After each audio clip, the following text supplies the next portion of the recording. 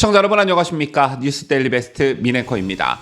자, 오랜만에 보수의 성지 대구와 관련한 소식을 전해드립니다. 자, 오늘 오후 대구 서문시장에 뜻밖의 손님이 찾아왔습니다. 바로 제 옆에 사진에서 보시는 대로 김건희 여사가 대구 서문시장을 찾은 것인데요. 자, 먼저 오늘 찍힌 김건희 여사의 사진 몇 장을 보시면서 이날 분위기를 설명해 드리도록 하겠습니다. 김 여사는 오늘 오후 서문시장의 점포들을 찾아 소상공인 시민들과 새해 인사와 덕담을 나눴습니다. 김 여사는 카스테라, 납작만두, 어묵, 가래떡, 치마 등을 지역 상품권과 현금으로 구매했고요. 곤약과 어묵 등도 직접 현장에서 먹었는데 한 분식점에 들러서는 떡볶이와 납작만두 등을 먹기도 했습니다. 이 과정에서 한 상인이 이런 데서는 처음 드시는 것 아니냐라고 묻자 김 여사는 아니에요. 제가 딱 좋아하는 스타일이라고 재치 있게 답했습니다. 특히 이날 서문시장을 방문한 김건희 여사의 얼굴에서 환한 미소를 자주 목격할 수가 있었는데 동절기용 개량 한복을 살피며 윤석열 대통령이 사이즈가 너무 크셔서라고 웃으며 말하기도 했고요. 또 한 침국 가게에 들러 노란색 담요를 보며 저희 남편이 이런 것을 좋아해요라고 말하기도 했습니다. 그런가 하면 시민들을 향해 양손으로 하트 모양을 만들어서 인사하기도 했는데요. 이에 시민들은 악수를 청하거나 환한 미소로 김 여사를 반갑게 맞이했습니다. 앞서 김 여사는 서문시장을 들리기 전인 오전 대구 성서종합사회복지관을 찾아 새마을운동중앙회 소속 대학생 봉사자 등과 함께 급식 봉사를 했습니다. 대통령실은 이번 봉사는 새마을운동중앙회의 초청에 따른 것이라고 설명했고요.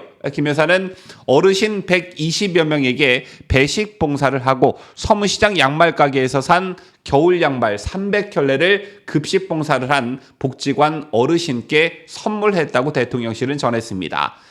같은 김 여사의 행보에 대통령실은 최근 고물가와 경기 악화 등으로 어려움을 겪고 있는 지역 전통시장 상인들을 격려하기 위해 전통시장 장보기 일정이 마련됐다고 밝혔습니다. 김 여사의 오늘 행보엔 어느 때보다 더 많은 관심이 쏠렸습니다. 서문시장의 대통령 부인이 단독으로 방문했던 일이 매우 드물었기 때문인데요.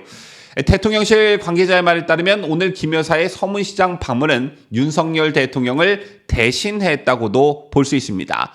한 대통령실 참모의 말에 따르면 최근 윤 대통령이 업무 보고 등 일정이 많아서 대구 경북 지역 방문이 다소 소홀했다며 대통령이 움직일 수 없는 상황에서 김 여사가 방문한 측면도 있다 이렇게 말하기도 했는데 실제 김 여사가 대구를 찾은 동안 윤석열 대통령은 청와대 영빈관에서 외교부와 국방부의 업무 보고를 받았습니다. 여러분 아시다시피 대구 서문시장은 유력 보수 정치인이 위기를 겪거나 지지세를 다질 때마다 찾아 이른바 보수의 심장이라고 불리는 핵심 장소로 꼽히고 있습니다. 박근혜 대통령은 소위 국정농단 의혹이 터졌던 2016년 12월 서문시장을 방문해 눈물을 흘리기도 했는데 윤석열 대통령도 지지율이 20% 중반에 머물던 지난해 8월 서문시장을 찾아 제가 어려울 때도 우리 서문시장과 대구 시민 여러분들을 생각하면 힘이 난다. 오늘 제가 기운을 받고 가겠습니다. 라고 짧은 연설을 하기도 했습니다. 사실 어떻게 보면 지도자급 정치인들은 겉으로는 화려하게 보이나 그 이면엔 고독과 외로움이 있다고들 하지요. 이런 상황에서 언제 찾아도 본인을 뜨겁게 반겨주는 곳 한 곳만 있더라도 큰 힘이 된다고 하는데 보수파 정치인들에게는 그게 바로 대구 서문시장이 아닐까 생각합니다. 그리고 오늘 김건희 여사의 대구 서문시장 방문이 유독 관심을 받은 이유가 김 여사의 최근 행보 때문이기도 한데요. 임기 초반 물론 지금도 그렇지만 민주당이 시도 때도 없이 김건희 여사를 물고 늘어지면서 외부 활동을 자제하는 모습을 보이기도 했다가 최근 다양한 외부 활동을 재개하고 있습니다. 최소 일주일에 한 번 이상은 윤 대통령과 함께 하거나 단독 일정을 소화 중인데 지난해엔 사회적 약자를 위로하는 데 주력했다면 올해엔 자신이 몸담았던 문화예술 분야의 인사들을 만나거나 직접 전시회 등을 찾으며 보폭을 넓히고 있습니다.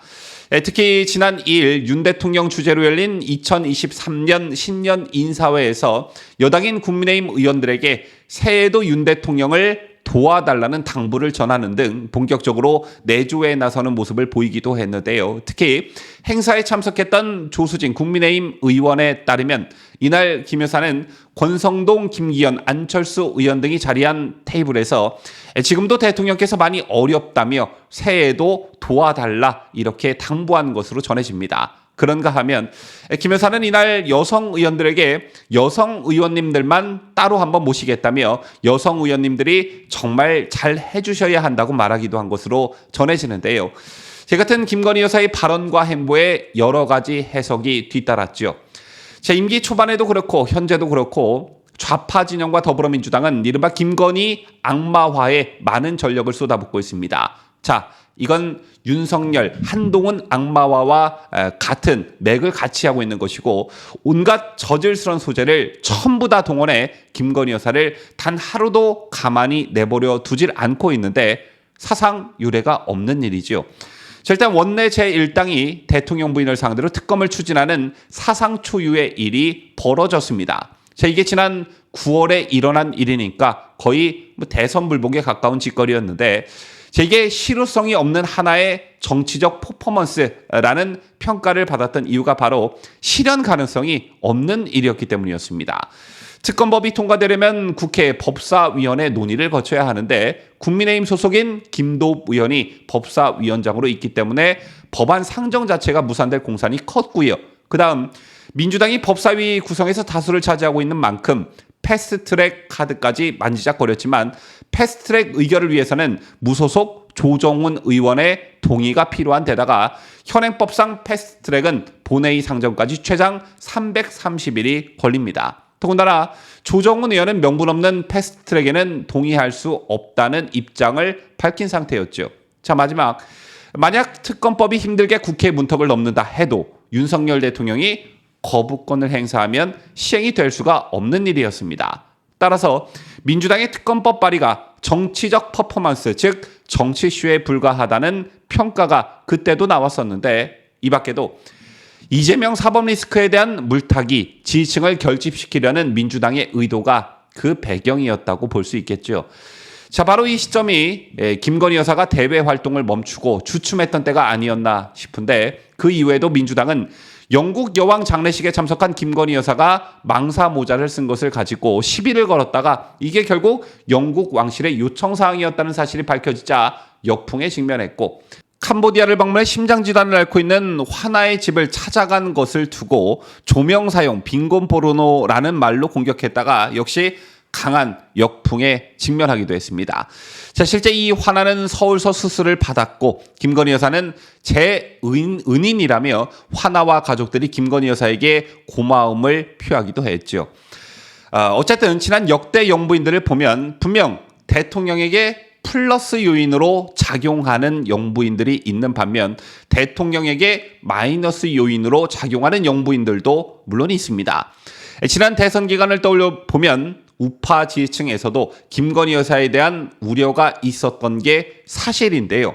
하지만 돌이켜 생각해 보면 이 같은 배경엔 더불어민주당과 MBC 등 좌파 언론의 이른바 김건희 악마화가 크게 작용했기 때문이었습니다.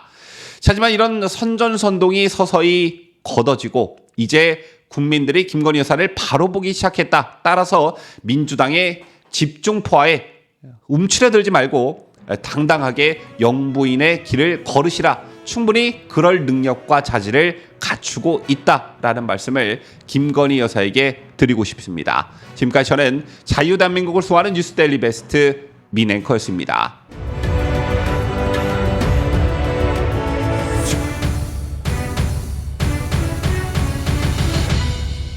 함께해요. 뉴스데일리 베스트.